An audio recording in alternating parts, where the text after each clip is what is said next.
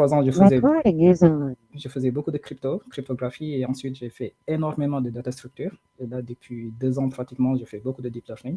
Donc actuellement, je suis responsable du projet du développement de moteurs de recherche sémantique au sein d'une boîte française qui est basée en Bretagne du nom de West France. Donc today, le but de ce meetup, c'est de montrer en fait comment on peut développer un module QA, question-réponse, en utilisant ChatGPT et Sentence Transformers. Du coup, la première question qu'on peut se poser, c'est pourquoi développer en fait ce type de module si on a déjà ChatGPT? Parce qu'on sait tous que ChatGPT, il est super puissant, on peut l'utiliser pour faire énormément de choses. Mais le problème est que dans sa puissance réside également sa faiblesse, dans le sens où ChatGPT, si on lui pose des questions, genre, supposons que je lui pose des questions très spécifiques sur une connaissance qui est locale, supposons que j'ai des fichiers, et je veux que ChatGPT puisse me répondre sur des faits qui se trouvent dans mon fichier. ChatGPT n'a pas accès à mon fichier, et mon fichier n'a pas été utilisé pour entraîner ChatGPT. Du coup, ChatGPT n'a aucun moyen de me fournir ma réponse. Et c'est pratiquement ça, en fait, la limite de ChatGPT, dans le sens où, même s'il n'a pas de réponse, il va essayer de construire une réponse, parce que c'est un modèle qui a été optimisé pour essayer de comprendre le langage humain. Et éviter ce genre de choses, du coup, on a développé des approches. Il y a deux approches, en fait.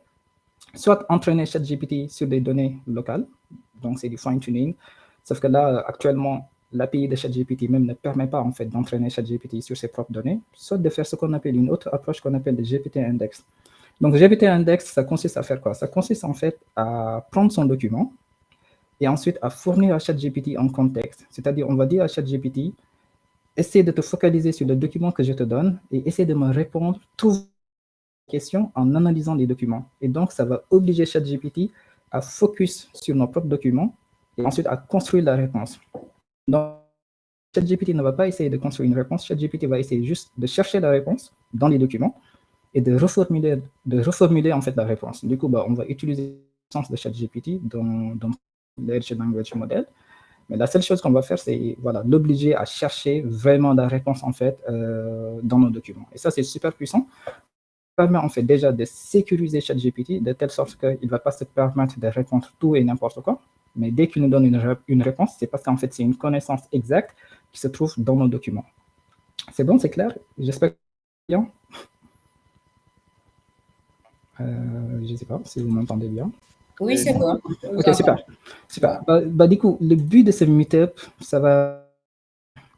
il n'y aura pas de slide, ça va être vraiment du coding. Et voilà, donc j'espère que vous êtes tous à l'aise sur du Python et tout. Et voilà, donc je pense qu'on peut essayer de commencer. Du coup, comment ça va se faire? Donc, j'ai déjà créé en fait PDF de GPT-index. Qu'est-ce qu'on va faire? Le but, c'est de développer en fait un outil QA. On lui donne un PDF. Supposons que je lui donne en fait le code de la famille du Sénégal, ou bien la constitution du Sénégal, ou bien d'un autre pays. Ce que je veux est que ChatGPT soit spécialisé sur un PDF. Même si le PDF faisait 10 000 pages, ChatGPT doit être en mesure en fait de se spécialiser sur le PDF, de telle sorte que je peux lui poser autant de questions que je veux qui sont relatives à mon PDF. Et ChatGPT doit être en mesure de trouver la bonne réponse. Et si jamais la réponse n'est pas dans le PDF, ChatGPT doit juste me dire, désolé, mais je ne peux pas te répondre parce que je ne trouve pas en fait les connaissances nécessaires pour construire la réponse. Voilà, si c'est clair jusque-là, c'est cool. Pour faire ce genre de choses, la première chose qu'on fait est qu'on va initialiser un projet Python. Si c'est en Linux, on crée un virtual env. En Windows, je ne sais pas comment ça se fait. Je n'utilise pas Windows, désolé, guys. Et si on crée un virtual env, la deuxième chose qu'on fait est qu'on va l'activer. Souvent, c'est comme ça qu'on démarre un projet Python. Et ensuite, on peut upgrade le package index. Et une fois qu'on a ça, on va installer nos packages. Les packages qu'on va utiliser, comme je l'ai dit, ça va être Sentence Transformers, donc je vais l'expliquer. Et on va utiliser plein d'autres packages, mais pratiquement, ça va être Sentence Transformers. Il y a un package qui s'appelle Click. Il y a un package qui s'appelle TickToken et Protobuf, je pense. Et normalement, avec ça, peut-être on est bon. Donc, l'installation de Sentence Transformers, ça peut prendre un peu de temps parce que il y a des dépendances GPU qui vont être installées. Je vais en profiter pour expliquer Sentence Transformers. Donc, Sentence Transformers, il est juste là. Du coup, Sentence Transformers, c'est un module qui a été développé en Python et qui permet en fait d'utiliser pratiquement la puissance des transformers. Donc, les transformers, ce sont des modèles de deep learning qui ont été implémentés depuis 2017 et qui sont puissant en traitement du langage. Et on peut faire des choses de ce genre, ce qu'on appelle la sémantique search ou bien la recherche sémantique. La recherche sémantique, elle consiste à faire quoi? Supposons que j'ai un ensemble de documents et je transforme ces documents en des vecteurs. Donc tout ça, en fait, les points bleus, ce sont des documents. La recherche sémantique, c'est quoi? Je transforme cette requête en vecteur, donc je la projette dans un espace vectoriel. Et du coup, dans cet espace, je peux utiliser des mesures de distance. Donc je peux retrouver tous les documents qui sont proches à ma requête. Et ça, c'est la base du GPT-index. GPT-index, il consiste à faire quoi? J'ai un document, je le split en des paragraphes. Donc supposons que j'ai le code de la famille du split en des paragraphes. Chaque paragraphe, je fais sa représentation vectorielle que je projette dans un espace de vecteurs. Et ensuite, si je pose une question, qui est ma query, cette question, on va la projeter également dans le même espace et on va trouver en fait les paragraphes les plus proches de cette question. Ça, c'est ce qu'on appelle le contexte. Et c'est ce contexte qu'on va passer à ChatGPT. Et on lui oblige de dans le contexte. Donc, si vous avez compris une telle chose, alors vous avez compris GPT-index. Et il y a déjà des gens qui ont commencé à développer un module qui s'appelle maintenant Llama Index. Et pratiquement, c'est la même approche. Par exemple, ici, c'est ça, on a une requête, on a un ensemble de nœuds. En réalité, les nœuds, ce sont des paragraphes. Et qu'est-ce qu'on fait? On trouve les paragraphes les plus proches. On donne à ChatGPT une synthèse et ChatGPT va essayer de créer la réponse. Un algorithme super. Donc là, on a fini tout ce qui est installation. Donc moi, à chaque fois quand je développe un projet Python, je crée ce qu'on appelle un module library. Dans library, je crée ce qu'on appelle des stratégies, stratégie.py, et je crée ma fonction main main.py. Donc jusque-là, je pense qu'on est bon, et je fais un code. Alors, donc là, ça va faire plein de trucs. Là, on est bon. Je pense que j'ai besoin d'installer pip install. Python qui peut être super intéressant. Pip install Python pip. Super, on est bon, donc je vais entrer dans librairie stratégie. Je compte un peu. Du coup, qu'est-ce qu'on va faire? La première chose que je vais importer, ça va être... Monsieur Bam, oui. S'il vous plaît, est-ce que vous pouvez zoomer un peu? Il y en a qui n'arrivent pas à voir l'écran. C'est bon là? Moi, je pense que c'est bon de mon niveau. Il y avait quelqu'un au niveau du chat qui demandait. Ouais, c'est bon, merci. Ok, c'est bon. Donc, je vais importer NumPy, qui est une librairie très importante. Il y a des librairies de Python qu'on appelle functools et itertools que je vais utiliser après, qui peuvent être également très intéressantes. Il y a la librairie operator. Ça, ce sont des librairies natives de Python. Ok. Ensuite, on va importer sentence from sentence. Je suppose que j'ai accès à sentence transformer. C'est un peu bizarre. Tac. Je ne sais pas pourquoi je ne le vois pas. Transformers. Import.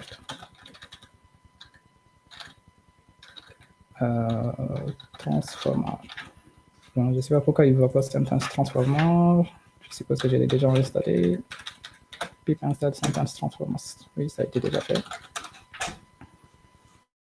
Ok, librairie, stratégie, ok, ça c'est mon sentence transformer, ça j'en ai pas besoin pour le moment. Et du coup, OpenAI, ils ont développé une librairie du nom de TikToken. Donc TikToken, c'est une librairie en fait qui va te permettre de tokeniser tes documents. Donc je vais vous montrer rapidement un schéma. Donc je fais ffplay, ressources, images, PDF to GPT index, architecture. Donc, alors, en fait, ça, c'est une image qui résume réellement ce qu'on essaie de construire, en fait. La chose qu'on va construire, c'est super simple. Le document PDF qui est là, le document PDF convert to text, donc on va transformer le PDF en texte, c'est la première chose à faire. Deuxième chose, c'est de prendre le texte et de le diviser en des chunks, c'est-à-dire des paragraphes. Split text to chunk. Ensuite, les embeddings. Les embeddings, c'est super simple, c'est le fait de vectoriser, de calculer ce qu'on appelle des vecteurs sémantiques de chaque paragraphe et on les stocke dans ce qu'on appelle un index, d'où le nom de GPT-index. Donc ça, c'est la première chose qu'on va essayer de construire en termes de schéma.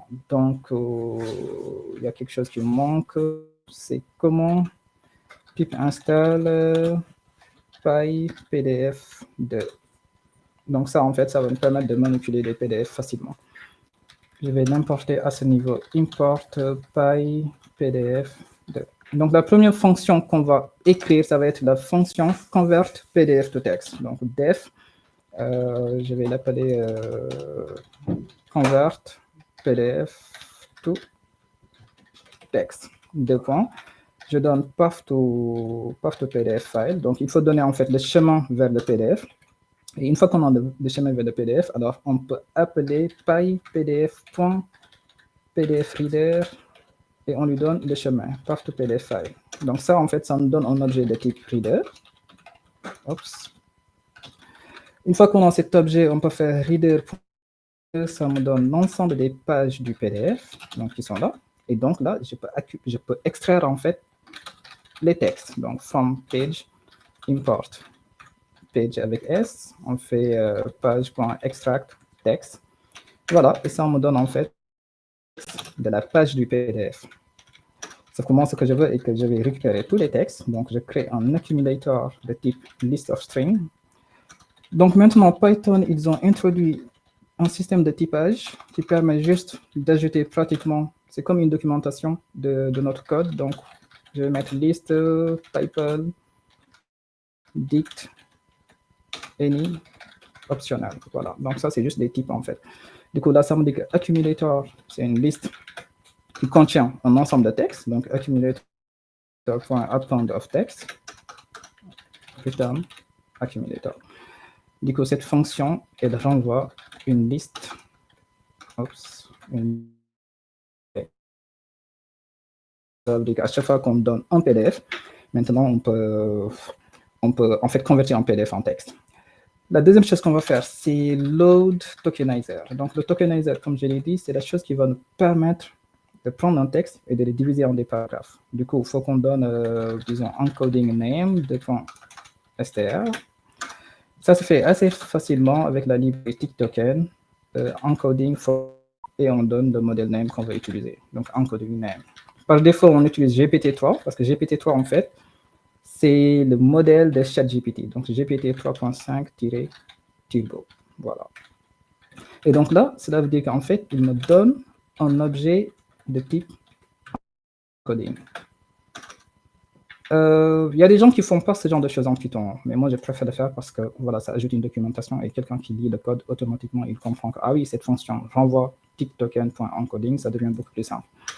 Ensuite, on a la fonction def load transformers. Donc, on va donner le type de transformer qu'on veut load. Les transformers, ils ont besoin de ce qu'on appelle un cache folder et du device. Donc, le device, par défaut, c'est en mode CPU pour les machines où il n'y a pas de GPU. CS. Et là, l'objet, ça va être de type sentence transformer. Super simple. Sentence transformer, on donne le type de modèle. Donc, il est là, modèle name. On donne le cache folder, et on donne le device. Alors, le cache folder, il permet de faire quoi? Parce que des fois, en fait, les modèles de transformer, ce sont des modèles qui sont très lourds. Ça peut être 1 giga, 1 giga 5. Le cache folder, il permet en fait de stocker en fait les liens vers ce modèle de telle sorte qu'à chaque fois qu'on le reload, on ne va pas le retélécharger parce que des fois, ça prend beaucoup de temps. Et voilà, donc on a notre tokenizer, on a notre transformer. Donc, la chose qui reste, c'est de prendre le texte et de le transformer en des chunks, comme je l'ai montré sur le schéma. Donc, pour faire une telle chose, donc je vais split pages into chunks. Donc, ce que je vais faire, je vais donner des pages. Donc, c'est une liste de strings. Je donne la dimension des chunks. Donc, disons que j'ai des chunks de taille 256 tokens. Et ensuite, je donne le tokenizer, qui est de type ticktoken.encoding. Actuellement, je ne sais pas encore qu'est-ce que je vais rendre comme... Alors, ça, c'est pas possible. Chunk size int, OK. Du coup, comment on va faire une telle chose? Super simple. Je vais prendre toutes les pages qui sont dans les pages. Et ça, ce sont des pages. Du coup, les pages, il suffit de prendre le tokenizer .out d'une page. Ce que ça fait, ça prend le texte de la page et donc les tokens en réalité entiers. Du coup, ça là, ça nous donne page tokens. Mais attention, en réalité, c'est une liste de listes d'entiers. Je ne sais pas si c'est clair. Parce que j'ai une liste, et dans cette liste, j'ai des pages, et pour chaque page, je vais les tokeniser. Et à chaque fois que j'appelle tokenizer.encode, ça me renvoie une liste d'entiers. Donc, à la fin, j'ai une liste de listes d'entiers. Je veux prendre toute cette liste et je la flatten de telle sorte que j'ai maintenant une seule liste. Donc, c'est-à-dire je vais concaténer toutes les listes qui sont à l'intérieur qui sont à l'intérieur en fait de page token.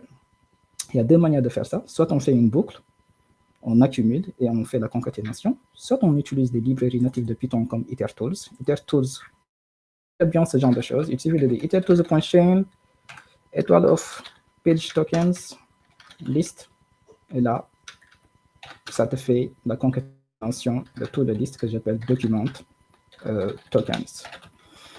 Si ce n'est pas trop clair, je peux vous le montrer rapidement. Si je fais Python et que je fais import itertools as IT, je vais faire import numpy as np.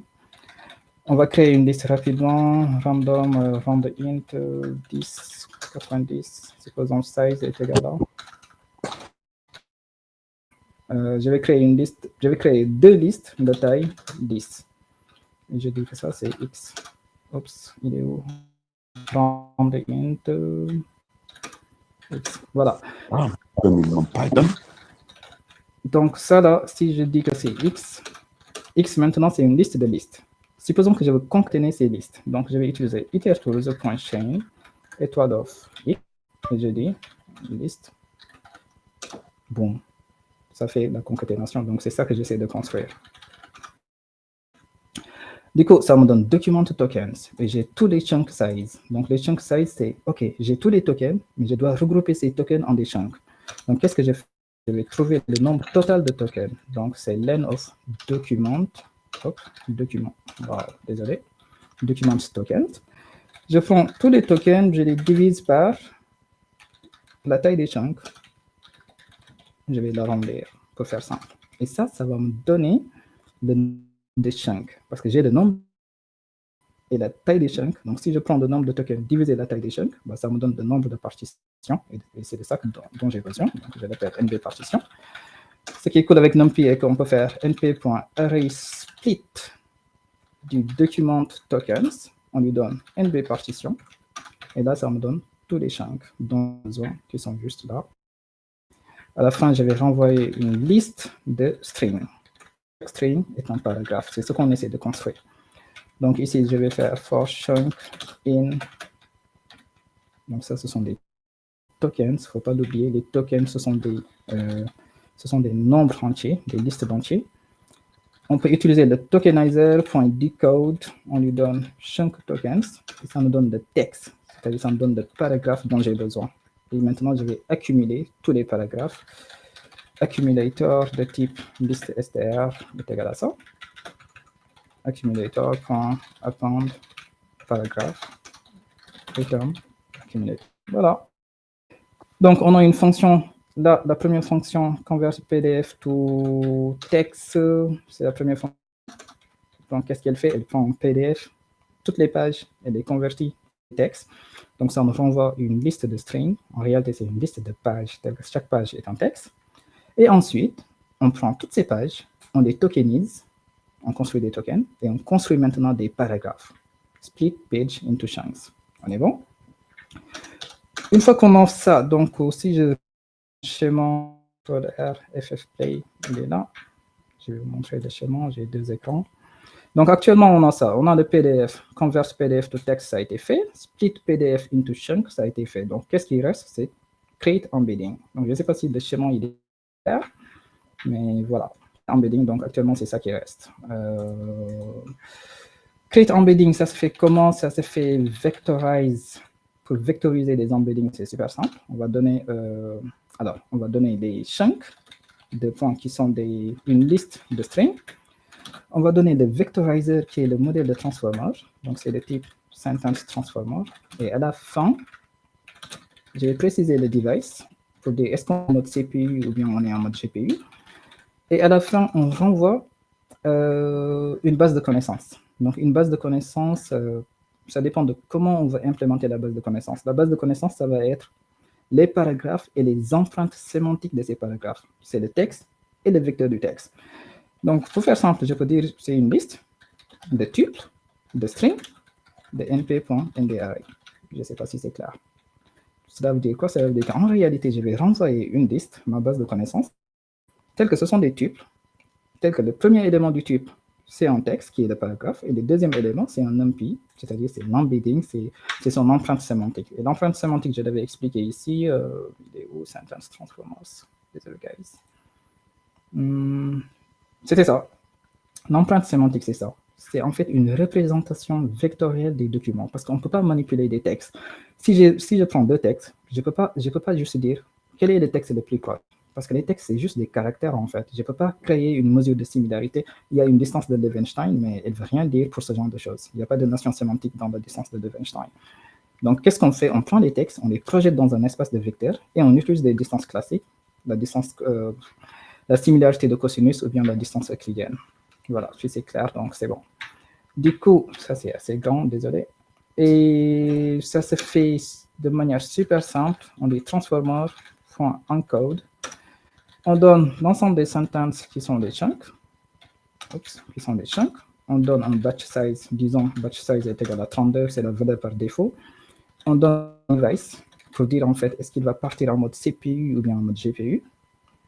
Et il y a un truc qui s'appelle show progress bar est égal à true. Ça, c'est juste pour débugger. Si je fais ça, c'est l'ensemble des embeddings. Ouais. S'il y a quelqu'un qui a une question. S'il n'y a pas de question, je continue. Oui, il y a des questions sur le chat. Hein. On essaie le chat. Désolé, je ne vois pas trop le chat. Il est où? OK. Il y a 17 messages déjà. Sorry, guys. Restart concernant la tokenisation. Comment tu tokenises les mots clés propres à ton topic, par exemple? Tu as le mot Milky Map. Blablabla. Bla, bla, bla. Alors, le tokenizer, c'est un tokenizer de, comment ça s'appelle? De OpenAI, de GPT-3. Donc, pratiquement, je n'ai pas la maîtrise de comment ça marche. Mais tout ce qui m'intéresse, moi, c'est voilà, de tokeniser et ensuite de regrouper ces tokens pour avoir des textes. Comment tu projettes le texte dans le plan? Tu utilises quelle transformation? OK, alors, cette projection, c'est juste des embeddings. C'est un modèle qui a été entraîné pour... en fait, c'est un modèle qui a été entraîné pour comprendre réellement la représentation sémantique de ces textes. Et du coup, à chaque fois que je donne un texte en entrée, en sortie, il me donne un vecteur fixe, disons de taille 768 ou bien 512. Et ça, c'est super cool, parce que ça me permet en fait de compresser toute l'information d'un texte sous forme de vecteur. Même s'il y a des limites, mais après, je vais vous montrer comment outrepasser ces limites. Donc maintenant qu'on a les embeddings, en réalité, c'est un NumPy array. Donc c'est une matrice dont la dimension, c'est le nombre de paragraphes, le nombre de chunks, et la dimension d'embedding. Moi, je renvoie une liste de tuples. Donc je vais dire return list zip. Là. Donc Python, il me permet de zipper. Je zip tous les chunks qui sont là, et je les zip avec des embeddings. Et là, j'ai la chose que je voulais. Donc si je reviens toujours dans notre schéma, on a dépassé maintenant le fait de transformer les chunks en des embeddings.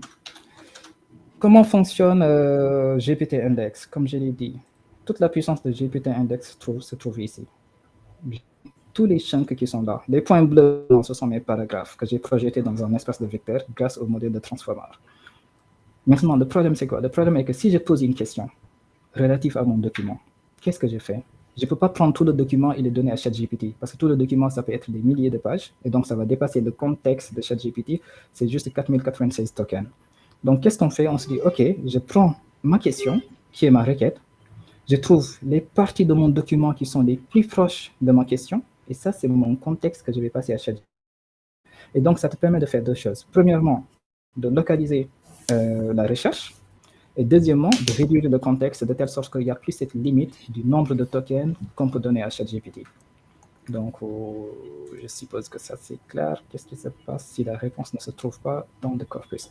Ce qui va se passer est que si la réponse ne se trouve pas dans le... on va obliger à GPT de dire que, désolé, mais je n'ai pas trouvé la réponse. Donc, et c'est ça qui est intéressant avec cette approche de GPT-index, parce que s'il n'y a pas de GPT-index, ChatGPT, il fait ce qu'on appelle des comment ça s'appelle? Hallucination. Il se permet en fait de répondre en utilisant juste en fait l'historique de son entraînement. Et ça peut être super grave pour des sujets qui sont très pointus, tels que des sujets de droit.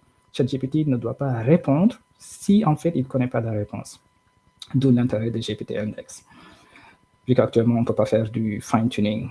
Donc, qu'est-ce qu'on va faire maintenant? Il nous faut une fonction telle que si on lui une requête, un corpus, la fonction doit trouver les documents les plus proches de notre requête. Donc ça, on l'appelle find candidate. Donc, on lui donne une requête. Donc, la requête, c'est l'embedding de la requête qui est en NP. Donc, np.n. On lui donne tout le corpus, l'embedding des corpus, corpus embedding np.ndarray. Et ensuite, on lui donne le nombre de documents, le nombre de candidats que je veux retrouver.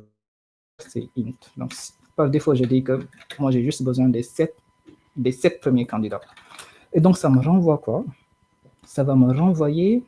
alors, là, il me faut des chunks. Ça, ce sont des embeddings. Là, il me faut des chunks. Deux points. List of string. Donc, il faut comprendre que mon corpus embedding, chaque vecteur correspond à un chunk. Chaque vecteur, c'est juste la représentation vectorielle d'un chunk. Donc, moi, à la fin, qu'est-ce que je fais? Je vais renvoyer les chunks les plus proches. Donc, ce sont les paragraphes les plus proches. Donc, on va calculer un score. Le score, il est super simple. On fait le dot product entre query embedding et corpus embedding. Donc, dot product, ça se fait comme ça en Python. Et dans le dot product, et une fois que j'ai le dot product, je vais normaliser ce dot product entre 0 et 1. Et pour ce faire, il me faut trouver les normes. Donc, j'ai norme de query embedding multiplié par np.dinag de norme de corpus embedding. Attention, ça va être suivant les lignes. Et ça me donne en fait les normes. Et si je divise dot product par norme, ça me donne des scores qui sont entre 0 et 1. Donc, si vous avez des questions sur la manière dont c'est fait, on peut retrouver la formule de la cosine similarity rapidement. Cosine similarity, voilà. Donc, elle est super simple. A dot B divisé par le produit des normes. Et c'est ça que j'ai fait. Donc, moi, mon A, c'est mon query. Mon B, c'est l'ensemble, c'est mon corpus. Et donc, je fais le dot product entre A et tous les embeddings, c'est-à-dire que la représentation vectorielle de tous les chunks. Et ensuite, je divise par le produit des normes. C'est juste ça. A, il est là. Corpus embedding transpose. Parce que par défaut, corpus embedding, il faut faire attention. La dimension, c'est le nombre de chunks, dimension vectorielle. Donc, je dois faire le transpose pour pouvoir faire un dot product. Je calcule les normes, je divise, on me donne des valeurs entre 0 et 1. Et maintenant, à partir de ces nombres, je dois trouver les documents qui ont le plus grand score. Parce que les documents qui ont le plus grand score, ce sont les paragraphes qui sont plus proches de ma requête. Et pour faire une telle chose, je vais faire list zip. Je vais zipper les chunks qui sont là avec leur score. Donc, si je fais ça, donc je l'appelle zip chunk score qui est là. Ensuite, je vais trier cette liste. En Python, pour trier une liste, on peut trier une liste en fonction d'une clé. J'ai deux types. Pour trier la liste, on peut dire à Python, trie-moi cette liste, mais tu te bases sur soit la clé 0, soit la clé 1. Pour faire une telle chose, le module OP, item getter of 1. Donc, si je dis ça, en réalité, Python, qu'est-ce qu'il fait? Il va parcourir la liste. Pour chaque élément, il voit qu'il y a un chunk et un score. Vu que je lui dis item getter de 1, donc il se base juste sur le score pour trier toute la liste. Et je lui dis reverse est égal à true. Reverse est égal à true parce qu'on n'est pas sur une notion de distance, on est sur une notion de similarité. Et donc, plus le score est grand, plus on est similaire. Parce que là, on utilise cosine similarité. Mais si c'était la distance euclidienne, alors il ne faut pas mettre de reverse égal à true. Et du coup, là, ça me donne les plus grands scores. Et ces plus grands scores, qu'est-ce que je vais faire? Donc, c'est un truc qui est trié. Chunks score. Une fois que j'ai ça, maintenant, je prends juste les premiers candidats.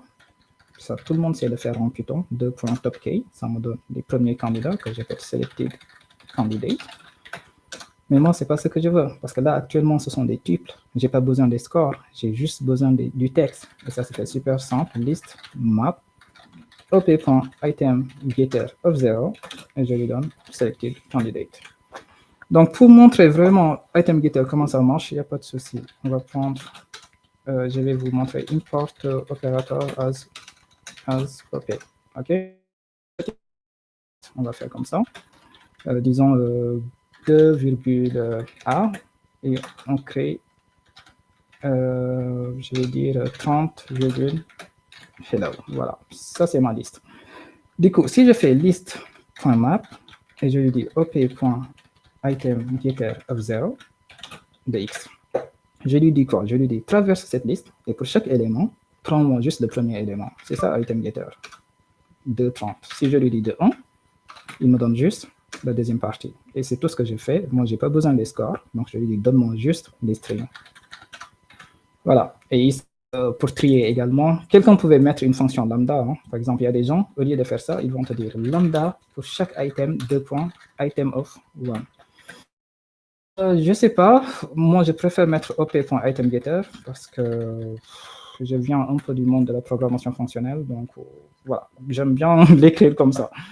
Et donc là, on a tous les candidats dont on a besoin. Pratiquement, on a presque fini le projet, il ne reste pas grand-chose. Une fois qu'on a des candidats, qu'est-ce qui nous reste maintenant? Il faut qu'on donne ces candidats à ChatGPT. C'est aussi simple que ça. Et pour faire une telle chose maintenant, je pense qu'on doit installer pip install OpenAI. Je ne sais même pas si je devais installer. OK, c'est bon. Du coup, l'API de ChatGPT, je peux vous le montrer rapidement, il est là. ChatGPT API. Voilà, donc c'est une fonction très simple. On donne le modèle, on donne ce qu'on appelle des messages. Et il y a 3 rôles sur ChatGPT. Il y a ce qu'on appelle le système qui donne des instructions à ChatGPT, qui lui dit par exemple, tu es un modèle de type QA. Il y a le user, c'est-à-dire que c'est celui qui va utiliser notre PDF de GPT, qui va poser des questions. Et il y a l'assistant. L'assistant, c'est le bot qui va essayer d'analyser les chunks des paragraphes et trouver la bonne réponse. Le problème est que quand tu le fais sous forme de dictionnaire, ton code il n'est pas trop sécurisé. Parce que quelqu'un il peut écrire système en majuscule ou bien système, il peut oublier de E et tout. Donc pour éviter ce genre de choses, on crée ce qu'on appelle des modèles de schéma. New file. Supposons que je l'appelle modèle. Et ici, on va utiliser un truc qui s'appelle pydantic. From pydantic, import modèle. Et Python également, non, c'est pas modèle, c'est base modèle. Python, il nous permet de faire ce qu'on appelle des énumérations, ce qui est super puissant en Python. Comment ça marche? Les rôles, c'est soit user, système ou bien assistant. Quand j'ai une valeur, alors le mieux c'est de le représenter sous forme d'énumération en Python. Donc je crée une classe rôle, je dis que cette classe elle hérite de string, mais également c'est une énumération. Et qu'est-ce que je veux dire? J'ai user, string est égal à user. Système, 2 points est égal à système. Assistant, 2 points str est égal à assistant. Alors, ce qui est cool avec cette approche est que mon code, il est protégé dans le sens où l'utilisateur de mon code, il n'a plus accès à ces valeurs. Lui, il a juste accès à role.user, ce qui est une fonte. Et si demain, ChatGPT, il change leur API, moi, je vais juste venir ici, changer système. Code, je vais utiliser role 1 million de fois. On le voit. Ouais, c'est bon. OK, super. Désolé. Donc, comme je le disais, par défaut, en fait, si je ne vais pas créer des messages, donc quelqu'un va faire comme ça, role, 2 points, système. Et comme je dis, ça, c'est pas une bonne manière de coder en Python, en fait, parce qu'il n'y a rien qui garantit que le gars, il va bien l'écrire. Donc, ce qu'on fait, c'est qu'on dit, OK, bah, vu que nous, on est méchants, on ne te laisse pas la possibilité de jouer avec le code, on te fait un rôle, égal à, et tu dis rôle.système. Voilà. Tu ne maîtrises pas à l'intérieur, ça peut être, je ne sais pas, ça peut être Ibrahim même comme valeur. Et content maintenant, alors, là, pratiquement, il y a un peu de littérature. C'est là qu'on va dire à ChatGPT comment tu fonctionnes. Et moi, je me suis rendu compte d'un truc, que ChatGPT, il est très puissant pour comprendre tout ce qui est algorithmique. Donc, quand je lui donne des instructions, je lui donne ces instructions sous forme d'algorithme. Je lui dis, c'est quoi ton rôle? Je lui dis que tu es un assistant, tu es, ton rôle et d'aider des utilisateurs à trouver la bonne réponse. Ça, c'est ensuite, moi, j'ajoute fonctionnement, je l'explique comment tu fonctionnes. Utilisateur. Bon, ChatGPT, il comprend très bien ce genre de choses. C'est ça qui est cool. tu peux te permettre de faire énormément de fautes, mais il n'y a pas de souci. Fonctionnement, je peux lui dire, voici un ensemble de documents. Et ça, ce sont des documents que j'ai trouvés dans ma recherche de similarité, qui sont dans mon contexte. OK? Et je lui dis, voici un ensemble de documents. Et alors, tu dois analyser ces documents pour répondre à la question du user. Tac. Voilà, il y a un peu de littérature en tout cas. Donc, premièrement, je vais dire vérifie que la question est en rapport avec ces documents. Si oui, en fait, ça, c'est quand j'utilise ChatGPT, je me suis rendu compte qu'il comprend réellement quand il écrit des choses en mode algorithmique. Et des fois, c'était super puissant. Donc, je dis si oui, alors construis la réponse et reformule la réponse, Et là, je lui dis sinon, alors, donc j'ai un deux points ici. Donc, si la question est en rapport, donc parce que le gars, il peut poser des questions en rapport avec son fonctionnement, avec ton fonctionnement, alors, tac, rappelle-lui que tu es juste un modèle de QA. Tac, on peut dire sinon, tac, tac, tac, faut pas répondre à cette question. Tac, voilà. Et là, moi, souvent, j'ajoute un truc pour vraiment contraindre à ChatGPT parce que vraiment, il se permet des fois de faire tout ce qu'il veut. Je lui dis, tu ne dois pas répondre à une question qui est en dehors de ce contexte. Tac, tac, tac, tac, tac, tac. Tu dois être gentil avec le user. Voilà. Et ce truc-là, c'est ça qui permet à ChatGPT. Par exemple, si je lui pose une question qui n'a rien à voir avec le contexte du document, normalement, il ne va pas répondre. Il va juste me dire, je suis désolé, mais je ne peux pas te répondre. Donc, c'est juste pour dire qu'il y a une possibilité de contraindre ChatGPT de telle sorte que son fonctionnement ne va pas sortir en fait dans le document. Voilà. Je suppose qu'il y a des questions. Désolé, je suis un peu... Oui, effectivement, surtout dans K-Means, on utilise souvent la distance euclidienne. Oui, je vais revenir sur toutes ces questions. Désolé. OK, donc là, on a trouvé tous les candidats. Tout ça, c'est bien. Maintenant, ce qui reste, c'est qu'on va écrire la fonction ChatGPT completion. ChatGPT completion, c'est la fonction qui va prendre le contexte et la question de l'utilisateur et qui va construire la réponse. Donc, moi, j'avais des contextes de .string, question de l'utilisateur, et je vais construire maintenant la réponse. Il me faut from model schema import message role. Alors, comment on va faire ce truc? Il me faut également from prompt manager import build system settings parce que c'est ça qui permet de créer les settings même. Est-ce que j'ai OpenAI? Import OpenAI. Bon, j'ai rien vérifié comme code. Mais bref, donc là, on va appeler OpenAI.chatCompletion.create. Donc, j'utilise vraiment la documentation. Le modèle, c'est GPT 3.5-Turbo, qui est un modèle beaucoup plus rapide. Et on donne les messages. Attention, les messages, ce sont des listes de dictionnaires. Parce qu'on a vu, là, ce sont des listes de dictionnaires. Alors que moi, j'utilise des modèles de PyDant. Les modèles de PyDant, je l'utilise pour contraindre l'utilisateur à ne pas faire de bêtises. Mais moi, quand je dois attaquer ChatGPT, je dois convertir ces modèles en des dictionnaires. Donc, message ici, ça va être ça. Donc, je prends déjà le build settings, system settings. Tu vois, lui, il me renvoie un message. Donc, il faut faire très attention. Je lui donne le contexte. Et je le transforme en dict. Voilà. Les objets de PyDantic, c'est comme ça qu'on les transforme. Et maintenant, je lui donne l'utilisateur. Donc, j'ai role égale à role.user, content. Je lui dis, voici ma question. Et je lui donne query. Voilà. Donc, normalement, si on fait ça, je pense qu'on peut ajouter quelque chose du nom de stream est égal à true. De ce fait, il y aura un effet de streaming. Ça nous donne completion response, que j'ai ici. Return completion response. Pratiquement, on a toutes les fonctions dont on a besoin.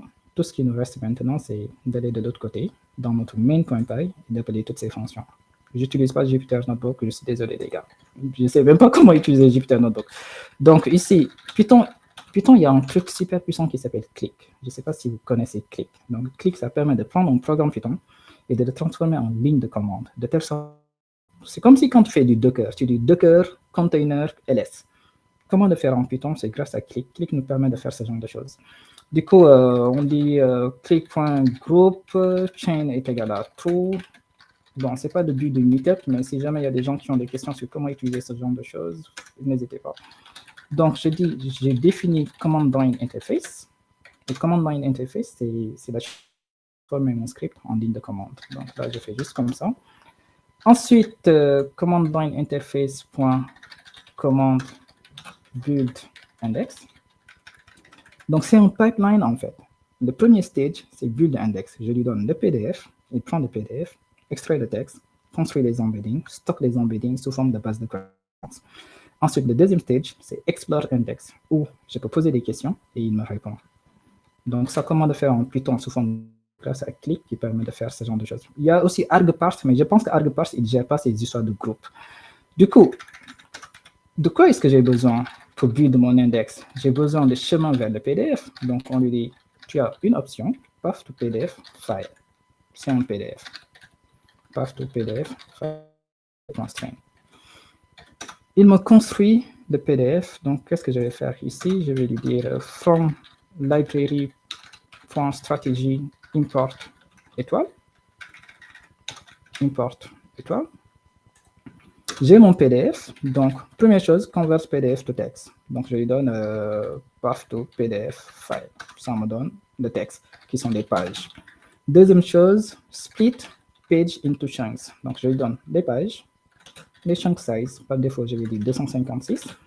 Le tokenizer, j'en ai besoin. Actuellement, je n'ai pas créé de tokenizer, mais ça va venir. Donc, je vais juste mettre tokenizer. Ça me donne un ensemble de chunks. Une fois que j'ai les chunks, j'appelle vectorize. Je lui donne tous les chunks. Je lui donne mon modèle de transformer.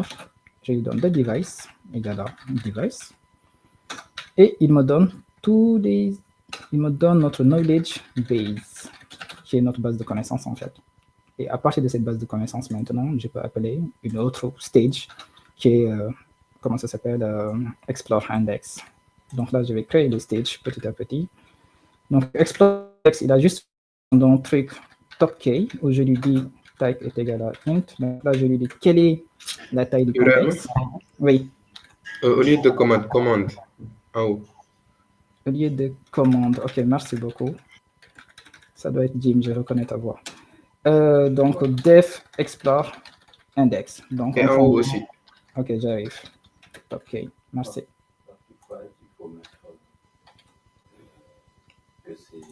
Oui, si, ça va venir. Ça va venir, t'inquiète pas. Top key explore index. Donc, maintenant, OpenAI, on a besoin en fait de ce qu'on appelle l'API key, mais également, des fois, on a besoin de ce qu'on appelle des variables d'environnement. Donc, les variables d'environnement, ce qui est cool avec Click, il peut les lire automatiquement. Genre, on fait juste click.option et je lui dis qu'il y a une option OpenAI API key et je lui dis que tu vas aller connecter sur l'environnement du nom OpenAI API key. Donc, c'est lui qui va automatiquement me dire cette variable d'environnement. Et ça permet en fait de ne pas exposer ces variables d'environnement. Il y en a une autre, click.option. Donc, on a transformer cache, comme je l'ai expliqué, en var est égal à transformers cache, required est égal à true. Donc là, ça me fait deux variables API key 2.str transformers cache. Et en var aussi. Oh. Merci, Liam. En var. OK. Et voilà, donc si j'ai ce genre de choses, bon, Click, c'est pas le but du tuto, mais c'est quelque chose qui est super puissant en fait. Donc, click core.context. Et qu'est-ce que je vais faire? Je vais prendre tous ces variables, je vais les mettre dans un contexte que je vais passer à l'autre étape de mon pipeline. Et ça permet en fait de faire passer de l'information d'un stage à un autre. Supposons si j'ai des contexte.object of OpenAI-API key, et je dis que c'est égal à OpenAI API key. Context.object of transformer cache est égal à transformer cache. Si je fais ça, je peux faire passer le contexte dans un autre stage de mon pipeline. Et là, je retrouve toutes ces variables, toutes ces infos. Click.core, context. Le tokenizer qui est là, par exemple, je pouvais le lire depuis ici. Je viens ici, je lui dis ctx.object.tokenizer est égal à load tokenizer, encoding name, et je lui dis que moi, je veux du GPT-3.5.table. Et donc, cela veut dire que ce tokenizer qui est là, je peux également le récupérer à partir du... Donc, click, c'est franchement, moi, c'est un truc super puissant qui peut changer littéralement votre manière en fait de code. Donc là, j'ai mon tokenizer qui est juste là, donc chunk size. Mon tokenizer, il est là. Et mon transformer également. Mon transformer, je peux le lire à partir de là. Donc, je vais donner le nom du modèle, click.option --. Je vais dire modèle, c'est le nom du transformer qui est juste là. Model name de .string. Je vais le lire load transformers. Je lui donne model name. Je lui donne cache folder, mon répertoire cache qui se trouve dans context.object.transformer cache. Et je lui donne les devices. Donc actuellement, les devices, je vais passer en mode GPU parce que des fois, ça a le temps pour faire tourner ce genre de choses-là. Donc là également, device, je vais lui dire de passer en mode GPU. Et là, c'est mon transformer que je viens juste de récupérer. Transformer sans S. Donc ça me permet de construire notre knowledge base. Et maintenant, build index, il termine. J'appelle explore index. Pour éviter en fait de stocker le truc et de relancer explore index, on va les chaîner. C'est ça l'intérêt de chain égale à true. Ça permet de faire des pipelines. Et maintenant, pour faire les résultats d'un stage à un autre, on utilise le contexte. Genre, le contexte ici, je peux lui dire, toi contexte, tu as knowledge base égale à knowledge base, mais également context.object.transformer égale à transformer. Si je fais ça, j'ai le tokenizer, j'ai le knowledge base et j'ai le transformer que je passe directement à click.that passe context, c'est-à-dire que au prochain stage de mon line. Donc là, c'est du click.core.context. Si c'est un peu compliqué, on peut en discuter après. Et maintenant que j'ai construit ma base de connaissances, index, je fais explore index. Donc explore index, c'est juste une boucle. Keep loop est égal à keep looping est égal à true. While keep looping, je demande à l'utilisateur de me donner une question. Il me donne sa question. Et qu'est-ce que je fais? J'utilise mon modèle de transformer pour cette question. Donc, context.object de transformer.encode.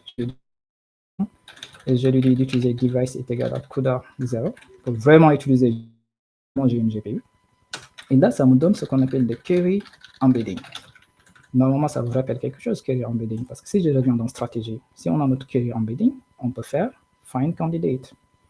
On a déjà vectorisé grâce à build index. Donc, c'est-à-dire on a déjà notre base de connaissances. On a notre base de connaissances, c'est de chunk et d'embedding, et j'ai le query embedding. Cela veut dire que je peux appeler cette fonction qui me remonte les paragraphes les plus proches de ma requête. Donc, cette fonction, elle s'appelle find candidate. Je lui donne query embedding, je lui donne chunks, je lui dis chunks, même si actuellement je n'ai pas chunks. Corpus embedding, je lui donne corpus embedding. Et top key égale à top key. Donc, chunk et corpus embedding, ils se trouvent où? Ils se trouvent dans knowledge base, parce que knowledge base, c'est une liste.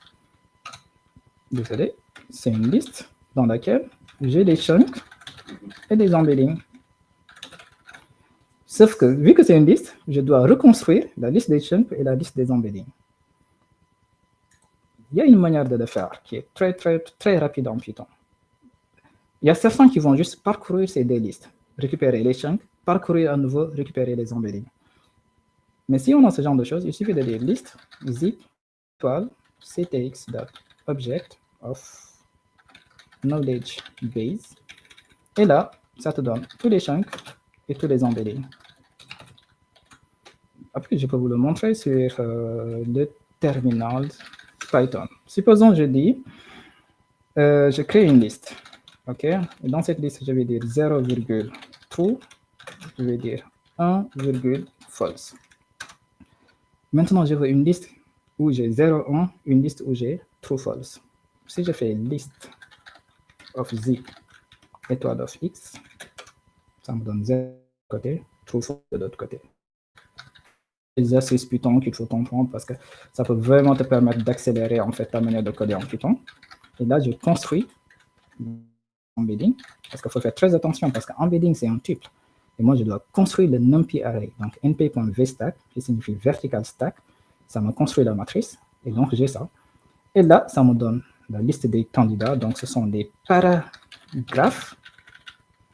Ces paragraphes, c'est une liste. Donc, je construis mon contexte. Contexte, c'est, je vais faire comme ça. Je vais dire pour chaque chunk in paragraphe, je dis contexte,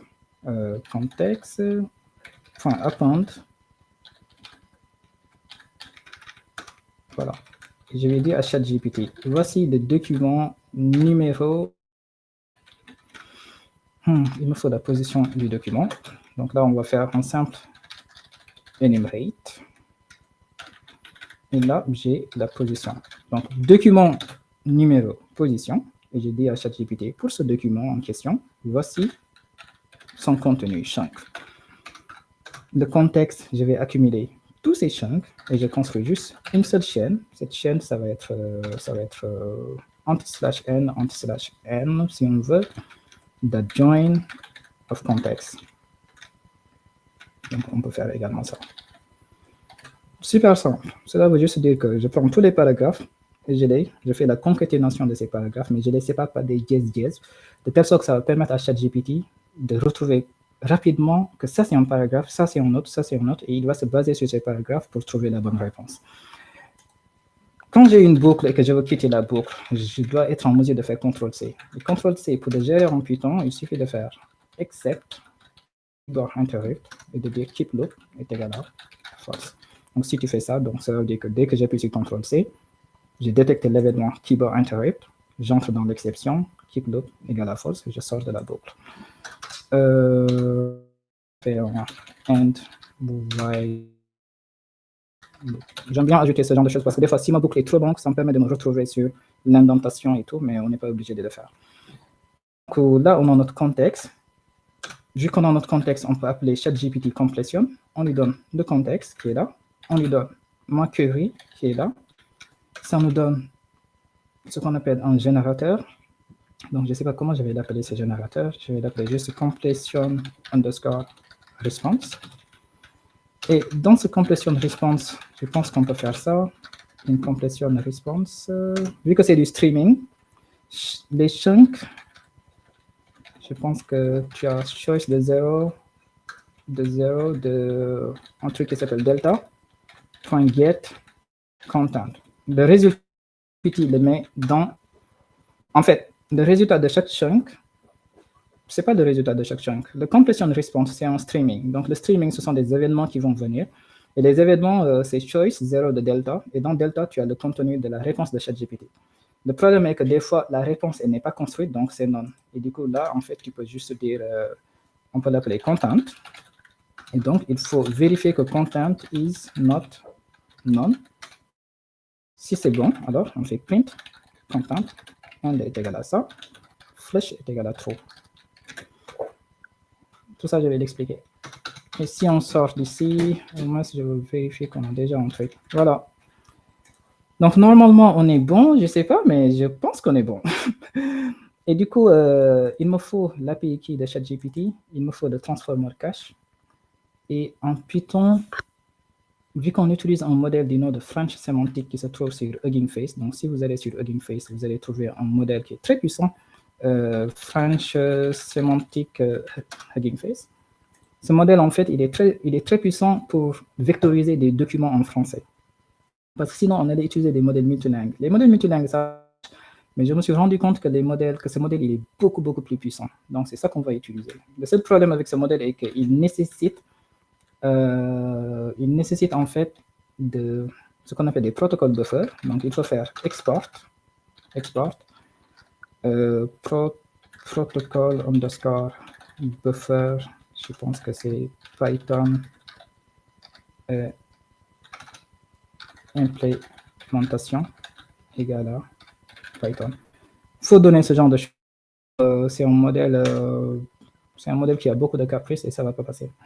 Maintenant, pour vous montrer tout ce qu'on a fait, si je fais main.py-help Python, alors, qu'est-ce qui va se passer déjà avec lui? Donc, déjà, il faut que j'appelle tout ça. If-name. S'il y a des gens qui ont une question sur pourquoi on fait if-name, n'hésitez pas. Donc, commande dans face, object est égal à machin. Donc là, maintenant, ça permet de transformer mon script en ligne de commande. Peut-être qu'il y a des erreurs. Hein? Donc, par défaut, en fait, ça, c'était... Mais de manière implicite, Python, il comprend. Vu que j'ai utilisé click, il me dit, hey, c'est ce script, il y a deux commandes dispo, build index, explore index. Mais avant d'utiliser build index, il y a des options qu'il faut mettre en place. OpenAI API Key et Transformer Cache. Donc, moi, je pense que ces options, je les ai déjà faites. Mais par exemple, si je fais cat/home Ibrahima tokens OpenAI, ça c'est ma clé de OpenAI. Bon, je vais vous montrer. Il suffit de faire export OpenAI API Key et ma clé. Ensuite, le transformer cache, je vais dire export transformers underscore cache égale à /home Ibrahima volume. Moi, j'ai un volume dans lequel j'ai caché tous mes modèles de transformer. Et voilà. Et on avait déjà fait export protocole, export buffer implémentation. Donc, ce sont les trois variables d'environnement qu'il faut setup pour vraiment pouvoir utiliser ce projet. Pour utiliser OpenAI, bon, je me suis trompé sur OpenAI, c'est underscore ici, sinon ça ne va pas le faire. Voilà. Et pour utiliser OpenAI, il faut setup import OpenAI.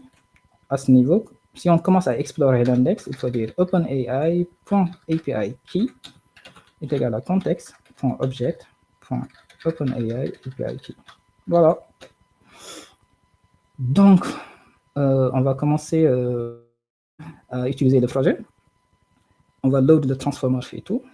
Alors, model name, CTRL L, je retrouve mon projet. Alors, donc moi j'ai besoin de build index. Je dois appeler build index, qui est juste, il est où? Build index, il me dit chemin vers le PDF, et il me faut un modèle. Le modèle, quel est le modèle que je vais utiliser? Donc je lui dis build-index, le chemin vers le PDF, path to PDF file. Je lui dis que le chemin c'est moi dans ressources. J'ai un PDF, je pense que c'est code de la famille. Le code de la famille du Sénégal. Donc, c'est un petit PDF. Je pense qu'il y a environ 48 pages. Après, je vais vous montrer le PDF. Et ensuite, je lui dis quel est le modèle que tu vas utiliser. Le modèle, je vais aller dans Hugging Face. Je prends ce modèle. Il est là. Parce que c'est le modèle qui est orienté en français. Donc, je lui dis, je veux que tu utilises ce modèle. Donc, build index, c'est tout ce qu'il fait, normalement. Peut-être qu'il y a des erreurs et tout. Python. Alors, path to PDF file, il me faut du tiret sinon, parce que c'est une option. Bon, forcément, il y a des erreurs, mais bon. Alors, bon, là, il est en train de construire les batchs. Et il a fini. Donc, cela veut dire quoi? Cela veut dire que j'ai récupéré le PDF et j'ai construit tous les batchs. Mais c'est pas trop verbeux, donc je vais vous montrer. Par exemple, là, j'ai toutes les pages. Donc, par exemple, je vais mettre print. Peut-être je vais print, oui, print. Et je vais mettre nb page. Deux points. Là, je vais faire len of page. Pour vous montrer que c'est les pages qui ont été extraites, il y en a 48 normalement. Et on va essayer d'afficher la première page de 0. Juste pour apporter un peu d'informations. Alors, qu'est-ce qui se passe? Voilà, donc ça c'est la première page. Il y a 46 pages dans le document. Recueil des textes relatifs aux droits de l'enfant au Sénégal, machin, blablabla. Et donc, je vais vous montrer le document. Alors, ça doit être dans mes projets de recherche, dans PDF, tout GPT Index, ressources. Voilà. C'est ce document. Le but, c'est quoi? Le but, c'est d'avoir un GPT qui est orienté sur le code de la famille du Sénégal. Et voilà, parce qu'actuellement, on ne peut pas poser ces questions à ChatGPT. Vu que même demain, les gens ils peuvent créer une nouvelle. Et du coup, ChatGPT ne peut pas intégrer de manière dynamique l'évolution en fait, des lois du Sénégal. Et le but, ça va être de prendre ces 48 pages, d'extraire les pages, je pense qu'il y en a 46, de construire une base de connaissances et ensuite d'utiliser Explore Index. Donc, bon, déjà, ça, je l'enlève, le fait d'afficher ce truc-là. Le nombre de pages, il est important, donc il n'y a pas de souci. Et le knowledge base, c'est juste un ensemble de vecteurs. Oups. Et maintenant, dès que je termine ça, j'appelle Explore Index. Et c'est ça qui est cool avec Click et que tu peux chaîner des pipelines. Donc, si je fais comme ça veut dire que j'ai appelé Build Index. Mais dès que ça termine, je dis, hey, tu passes à Explore Index, top K. Je dis, tu utilises 7 paragraphes les plus proches. À chaque fois que je te pose une question, prends les 7 paragraphes les plus proches de ma question et essaie de répondre à ma question en analysant le document. Peut-être ça va marcher ou pas, je ne sais pas, mais on va tester. Donc, nombre de pages, les batchs, il est construit. Alors, maintenant, la première chose que je peux dire à ChatGPT, c'est quel est ton rôle? Je lui demande, quel est ton rôle? Alors, déjà, qu'est-ce qu'il me dit? OpenAI Chat Completion must provide engine. OK, on regarde comment j'ai appelé le truc dans stratégie. OK, là, je dois mettre modèle, je pense. Je me suis trompé. Désolé, guys. Ce qui est un peu dommage avec cette approche, c'est que c'est comme si à chaque fois que je relance, je suis obligé de vectoriser tous les documents. Après, je peux les stocker et pour éviter de vectoriser, mais ce n'est pas le but. Ouf! Alors, ça doit être le user ici que je dois transformer en dict. Désolé. Le Ramadan est un peu dur.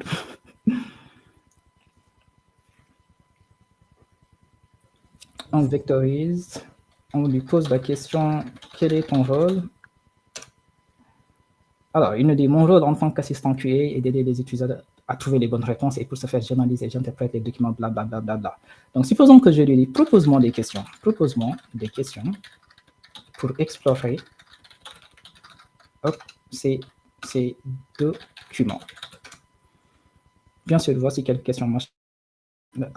Donc là, on voit clairement que ChatGPT est en train d'utiliser le document. Parce qu'en fait, si je posais cette question, je ne sais pas, sur le site de ChatGPT, il n'allait pas me dire adoption d'un enfant au Sénégal.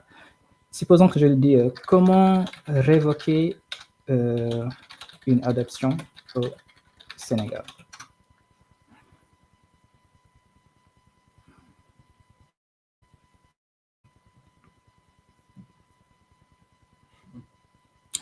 Et voilà, donc là, au moins, ça montre que, en réalité, comme je l'ai dit, comment ça marche? À chaque fois que je pose une question, je vectorise ma question.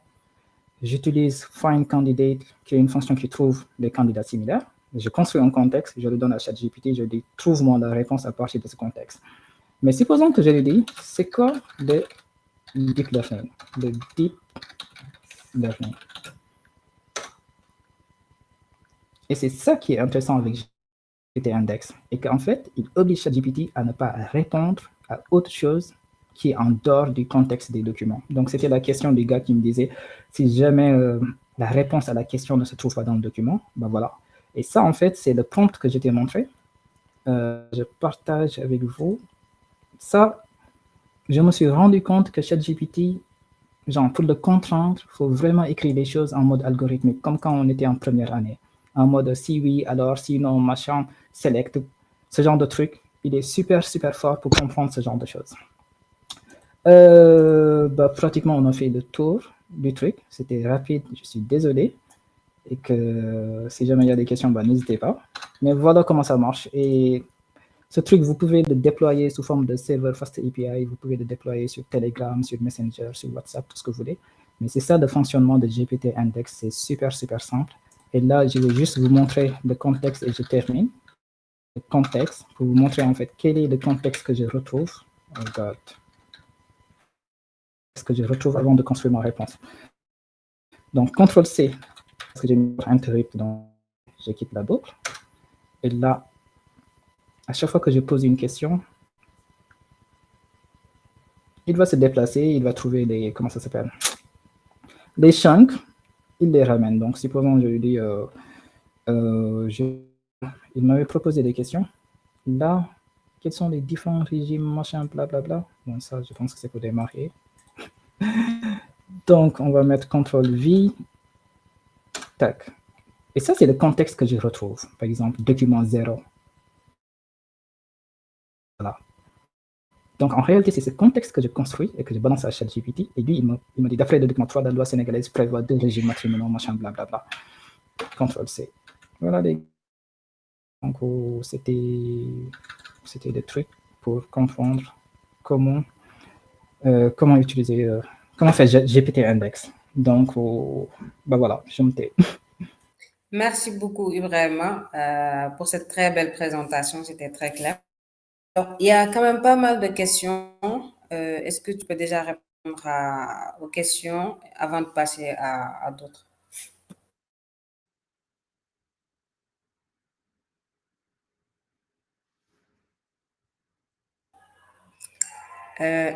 Ibrahima, est-ce que vous nous recevez? Oui, je vous reçois. Désolé, j'avais C'était désactivé mon micro et... Ouais, c'est pas grave. Donc, des questions. OK, on remonte. Le fait que c'est des... OK. Bon, je remonte, désolé. Peux-tu intervenir sur les rôles et leur importance? OK, je commence par cette question. Les rôles les rôles et leur importance, qui a été posée par Tcherno 13. Alors, les rôles, en fait, est défini par l'API de ChatGPT. Donc, ChatGPT, il y a 3 rôles. Il y a le système, il y a l'assistant et il y a le user. Le système, en fait, c'est comme une discussion. Et le système, c'est lui qui manage la discussion. C'est comme le rôle de Khadija dans ce meetup. Donc, le système, c'est lui qui donne à chacun les contraintes et qui lui dit « Hey, ChatGPT, c'est comme ça que tu fonctionnes. » Et ChatGPT, en réalité, c'est lui l'assistant. Et l'utilisateur, le user, c'est celui qui utilise ChatGPT et qui pose des questions. Harry Potter, il m'a dit clic, il fait un peu comme ArgParse. Oui, clic, il fait comme ArgParse, sauf qu'il est beaucoup plus puissant, dans le sens où il te permet de faire des groupes, de lire des variables d'environnement, de faire plein d'autres choses. Donc, je te conseille vraiment de voir la documentation de clic. Alors, OK, ça c'était pour les chunks qui sont faits, suivant le nombre de tokens, sans tenir compte de la sémantique. Question de Ismaïla. Oui, actuellement, les chunks, c'est juste le nombre de tokens. Parce que la seule chose que j'évite, c'est la contrainte de ChatGPT, qui est le contexte. ChatGPT ne peut pas prendre plus de 4096 tokens. Et du coup, tu veux tout le PDF. Et du coup, qu'est-ce qu'on fait? On lui donne juste genre 7 chunks de taille 256 pour éviter d'atteindre la limite du contexte. Donc, dans ton prompt manager, tu as fait une erreur modèle au lieu de modèle. OK, ça a été corrigé. Du coup, l'index est utilisé dans le cache. Le modèle de cela dans le cache, oui. Le fait que ces paragraphes soient créés automatiquement et donc peuvent débuter et finir n'importe où. C'est vrai. Grand tiers, non, ça c'est vrai. Et que actuellement, en fait, la contrainte que je vois avec ta question, c'est quand tu veux donner les sources. J'ai un autre projet où je devais donner les sources. C'est-à-dire, quand je te réponds, je te donne également les sources où je te dis, voici les paragraphes qui ont été utilisés. Mais sauf que, vu que les paragraphes sont copiés via un système de tokenizer, à la fin, tu as des choses qui sont un peu dégueulasses d'un point de vue français, en fait. Mais je suis complètement d'accord avec toi, donc il faut vraiment améliorer la méthode de construction des chunks. Alors, pour vectoriser les documents en français, qu'est-ce qui serait performant? La vectorisation en français, c'est le modèle French Semantic. Et quand tu veux créer un GPT index pour gérer toutes les langues, alors il faut utiliser un modèle multilingue. Sauf que les modèles multilingues, ce sont des modèles qui vont capturer un contexte, mais il n'y a pas de notion de profondeur. Par exemple, si je pose des questions, comment révoquer l'adoption? il va me remonter des choses, mais peut-être que la réponse ne va pas se trouver dans les chunks. Il va juste me remonter tout ce qui est en rapport avec adoption. Alors que moi, ce que je cherche réellement, c'est comment révoquer l'adoption. De tirer des 8, j'ai pas d'utilisation de la lib GPT index ou c'est juste le concept. Bon, j'ai pas compris cette question. Posez-lui une question qui n'a pas de réponse dans le contexte, ça a été fait. Ok, dis-moi, tu as un prototype du ok. Alors, dans la doc, au début, les gens qui ont créé GPT Index, au début, c'était juste GPT Index. Et maintenant, ils doivent transformer en Llama Index. Et ça, je ne sais pas pourquoi. Ils l'ont expliqué, mais je n'ai pas eu le temps de comprendre pourquoi ils l'ont fait. Désolé. Oui, bah, je pense qu'on a fini. Khadija, les questions. Oui, tout à fait. Donc, en gros, c'était ça. Et il y avait déjà d'autres questions qui étaient déjà répondues. Alors, s'il y a d'autres questions, nous sommes à l'écoute. Sinon, je pense qu'on est bon.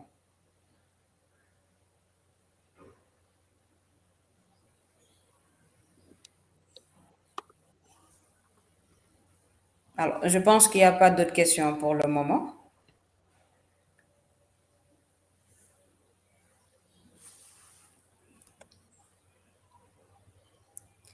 Quel serait l'apport, selon toi, d'avoir un chunk sémantique? Alors, la question n'est pas trop claire pour moi, grand Ismaël.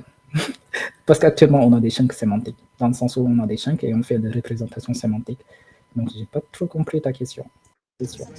Donc désolé, ce que je voulais dire, c'est si plutôt que d'avoir en fait, ton chunk size qui dépend juste d'un nombre de tokens, qui soit dépendant d'un contexte. Par exemple, si dans un paragraphe on traite d'un sujet, et que le nombre de tokens peut être traité directement, on va prendre tout le paragraphe. Par contre, si on a un long paragraphe mais dans lequel il y a deux sous-topics, que la sémantique, en fait, que le modèle découvre la sémantique et sache qu'il y a deux topics et fasse le chunk size de ces deux différents topics-là. Oui, très bonne question. Malheureusement, on ne pouvait pas faire tout ça en fait avec un meetup de désert. Mais oui, moi je suis chez Ouest de France et actuellement c'est ce qu'on fait. Ce qu'on fait, on prend les documents, sauf que là en fait, on vectorise toutes les phrases. Au début, on ne construit pas de chunk. On prend le document, on le split en des phrases, on vectorise toutes les phrases, la segmentation de ces phrases. Du coup, on va regrouper les phrases en fonction de leur sémantique. Et donc, ça nous permet de regrouper des chunks sémantiques, donc de ces phrases, comme tu l'as dit, et ça nous permet également de découvrir des topics. Sauf que là, on ne pouvait pas le faire. Mais oui, si quelqu'un veut, de toute façon, le code, je vais le pusher sur Git, et si quelqu'un veut le faire évoluer pour gérer des chunks sémantiques, il est clair que ça va être beaucoup plus puissant.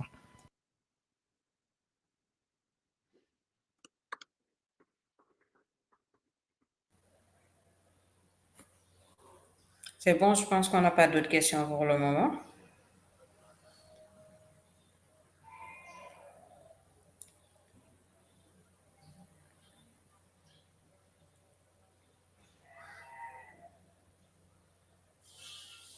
Alors, je pense qu'on est bon, hein? Ibrahima? Oui, oui, Khadija. C'est bon, hein? Il n'y a pas d'autres questions pour le moment. D'accord. Si. Abdou Karim Kandi. Alternative open source à OpenAI. Bah, le fait qu'on utilise GPT, ChatGPT, je suppose, c'est ça ta question. Bon, actuellement, je pense qu'il y a des large language models open source que les gens sont en train de publier, et ça c'est intéressant. Ce que tu dois comprendre avec GPT Index est que le truc, le LLM qui te permet de répondre, tu peux le changer. Genre, si demain tu as un autre LLM, tu peux le mettre juste à la place de ChatGPT et lui donner un contexte, et tu vas le spécialiser comme ce qu'on a aujourd'hui. Donc, ce n'est pas quelque chose qui est spécifique à chaque. C'est quelque chose que tu peux utiliser, quel que soit le LLM, et voilà.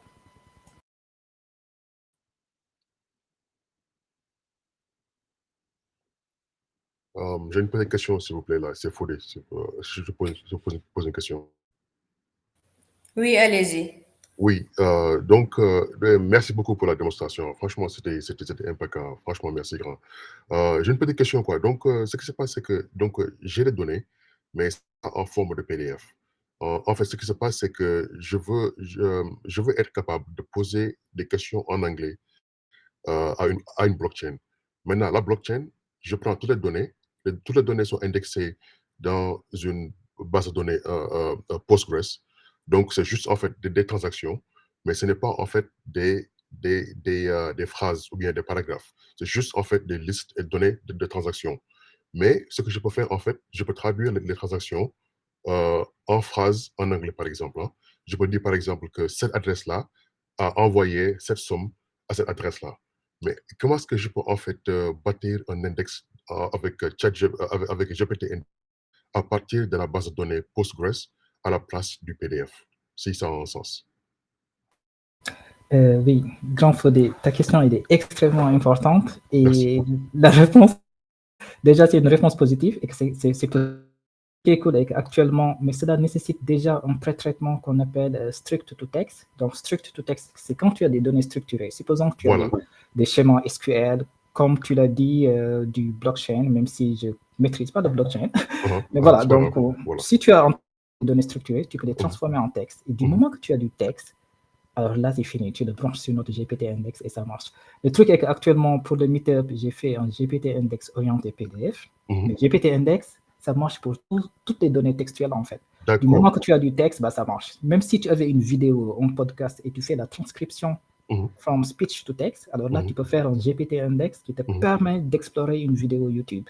Mhm. Donc, oui, donc ça va marcher pour ton cas. La seule D'accord. contrainte, c'est de faire cette transcription, non, c'est de traduire en tout cas tes données structurées en texte. Et dès que tu fais ça, alors tu peux faire un GPT Index et tu peux poser des questions pour explorer tes transactions sans problème.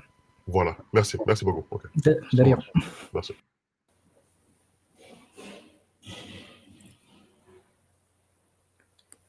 Alors, je pense qu'on est bon. Est-ce qu'il y a d'autres questions? C'est du cas. Ça marche avec des données Excel. Ça marche pratiquement avec tout et n'importe quoi, du moment que tu arrives à transformer ces données structurées en texte. Dès que tu fais ça, supposons que tu as du Excel et que tu arrives en tout cas à faire une textuelle du Excel, alors là, GPT Index, ça va marcher et ça va te permettre d'explorer ton Excel sans problème.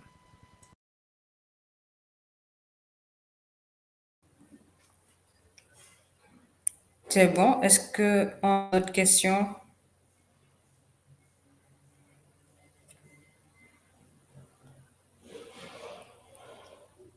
Alors, pas pour le moment, je pense que c'est bon. Alors, si vraiment il n'y a pas d'autres questions, merci de votre présence. C'est Douka, toujours. Comment aller de Excel à texte? Comment aller de Excel à texte? Alors ça, dans ces deux cas, je ne peux pas te répondre, je ne l'ai jamais fait. Mais comme l'a dit de Grand Fodé, du moment que tu as des données structurées, alors c'est à toi de trouver une bonne représentation sous forme de texte. Et dès que tu fais ça, déjà je sais que Python, il peut lire du Excel avec du Panda. Et si tu prends le read Excel, après tu peux le transformer en JSON. Et ces JSON, tu peux les vectoriser. Donc là, c'est une première approche naïve qui me vient comme ça. Mais je pense que tu peux trouver une approche beaucoup plus intéressante.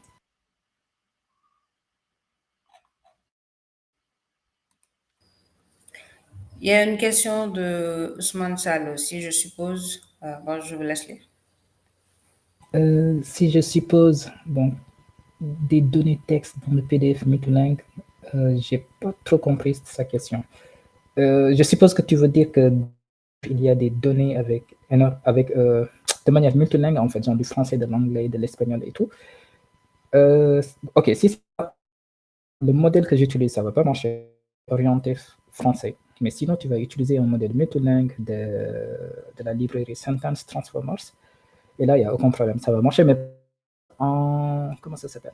Tu vas perdre en précision. Parce que multilingue, c'est très compliqué. Les modèles, ils ont du mal à avoir de la précision quand ils sont orientés multilingue. C'est très normal parce que multilingue, cela suppose de comprendre toutes les ramifications possibles de ces langues.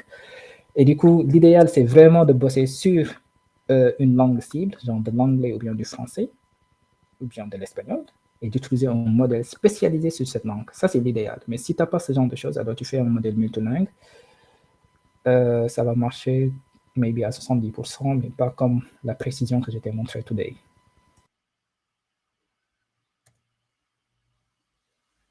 Alors, il y a quelqu'un qui demande, Abdoulaye Diallo, si c'est possible de run ce code sur du CPU. Effectivement, c'est possible, sauf que ça va prendre du temps.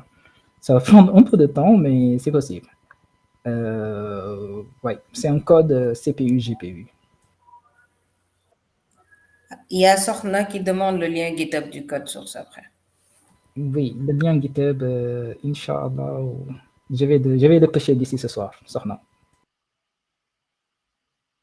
Oui, je vais le pêcher d'ici ce soir, sans problème.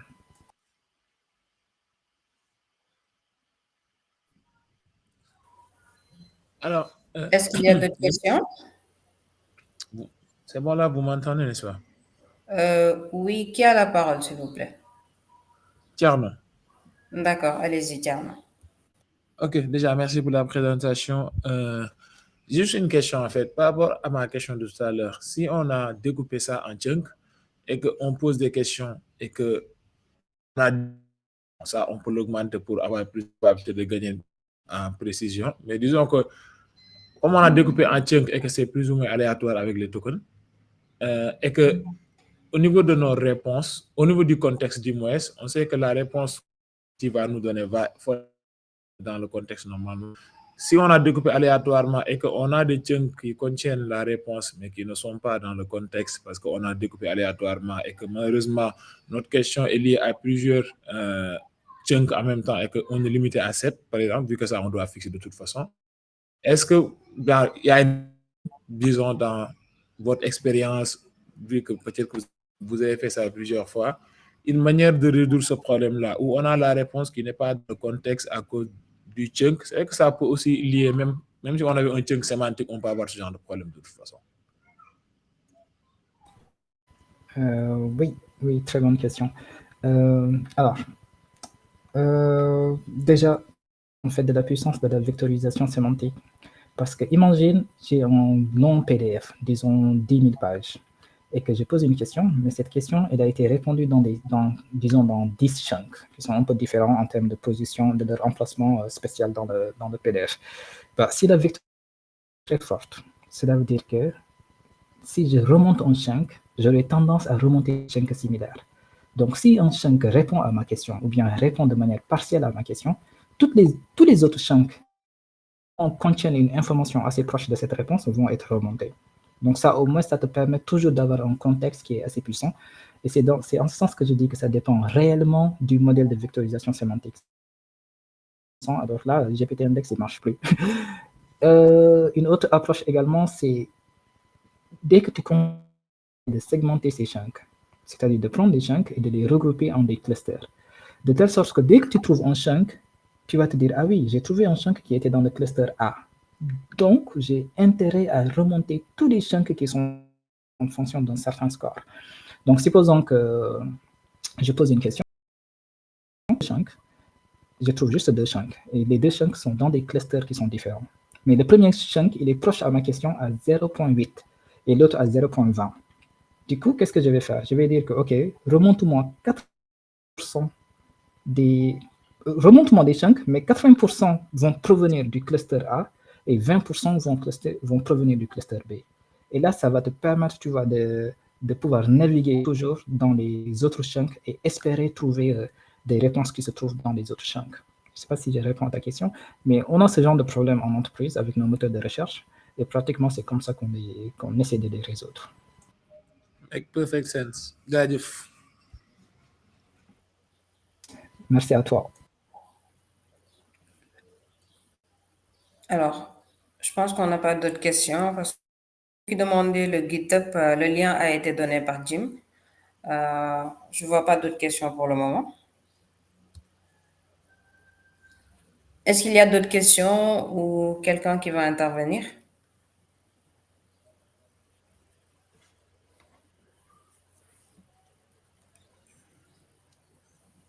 Donc là, je pense qu'on est bon.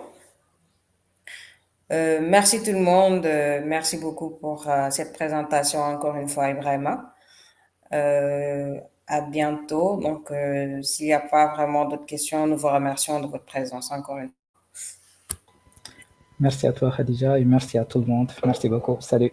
Merci. Au revoir.